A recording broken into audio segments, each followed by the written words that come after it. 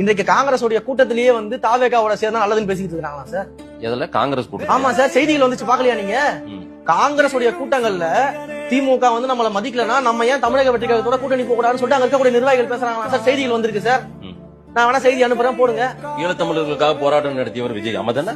ஆமா சார், கடந்த காலங்கள்ல சார் அதுல காங்கிரஸ் துரோகம் அளித்ததா அல்லது காப்பாற்றியதா? விஷயத்துக்கு வரலாம்.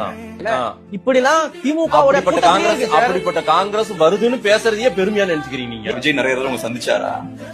இல்ல நிறைய முறை நான் சந்திச்சு, அதுக்கு முன்னாடி திரைத்துறை இருக்கும்போது சந்திச்சிருக்கேன். நாங்க இருந்த தம்பியோட நிலைப்பாடு அது வேற இருந்தது. அவர் அதுக்குள்ள வரல.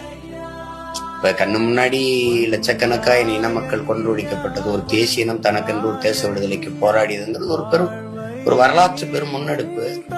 அதை பத்தி அவர் ஒன்னும் பதிவு பண்ணல. லட்சக்கணக்கா நாங்க செத்தது, இந்திய கடலுக்குள்ள 850 பேருக்கு மேல கொல்லப்பட்டோம், அதை பத்தி பதிவில்லை.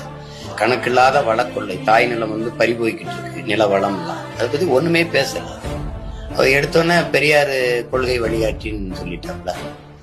மறுபடியும் பெரியார் திராவிடம் தமிழ் தேசியம் ரெண்டு இது அந்த கோட்பாட்டுல ரொம்ப இது